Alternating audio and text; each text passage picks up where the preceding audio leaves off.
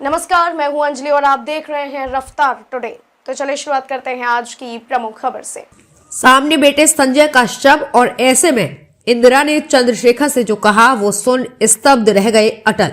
पूर्व प्रधानमंत्री अटल बिहारी वाजपेयी पूर्व पीएम इंदिरा गांधी की हिम्मत हमेशा दाद दिया करते थे। हालांकि इंदिरा के आपातकाल लगाने के फैसले के वो कटु आलोचक भी रहे थे। वाजपेयी ने 1980 में इंदिरा गांधी के पुत्र संजय गांधी के निधन के बाद इंदिरा की एक कहानी को कलमबद्ध किया था। इस लेख में उन्होंने पूर्व पीएम की हिम्मत और देश के प्रति लगन का जिक्र किया था। अटल ने लिखा था कि किसी का जवान बेटा मौत के आगोश में हो और उसकी माँ देश के बारे में सोच रही हो, ऐसा कभी देखने को नहीं मिला। दिनमान में 27 अक्टूबर 2 नवंबर 1985 के अंक में अटल का ये लेख छपा था। टेलीफोन की घंटी बजी, उधर से आवाज आई, मैं अडवाणी बोल रहा हूँ। संजय गांधी विमान दुर्घटना में घायल हो गए हैं, उन्हें डॉक्टर राम मनोहर लोहिया अस्पताल ले जाया गया है, हमें चलना चाहिए। मैंने कहा आइए यहाँ से साथ चलेंगे। जब हम अस्पताल पहुँचे तो काफी भीड़ इकट्ठी हो गई थी। बाहर आने वालों ने बताया कि संजय की मृत्यु हो चुकी है। हम दोनों उस कमरे की ओर बढ़े जहाँ संजय का शव रखा था। श्री धवन आर के धवन ने भीड़ में से रास्ता बनाया।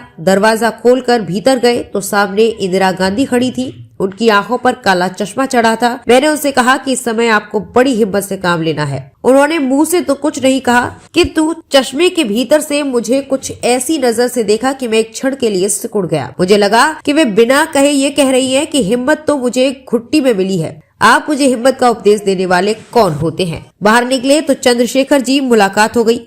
उन्होंने इंदिरा के साथ अपनी बातचीत के बारे में बताया। उन्होंने कहा कि जब वे बाहर निकलने लगे तो इंदिरा ने उन्हें एक तरफ ले जाकर कहा कि वे काफी दिनों से उनसे बात करना चाहती थी, किंतु मौका नहीं मिला। असम की समस्या का हल करने में अब और अधिक देर नहीं होनी चाहिए। चंद्रशेखर की बात सुनकर मैं विचार में डूब गया। जिस बेटे ने मुसीबत में साथ दिया, जिसने 1977 की पराजय को विजय में बदलने के लिए सब कुछ किया, जिस पर भविष्य की आशाएं लगी थी, वो भरी जवानी में एक विमान दुर्घटना में संसार से उठ गया। उसका छत विछत शरीर मृत अवस्था में अस्पताल में बिस्तर पर पड़ा है और इंदिरा है असम की चिंता कर रही है, उसके बारे में प्रतिपक्ष से बात कर रही है।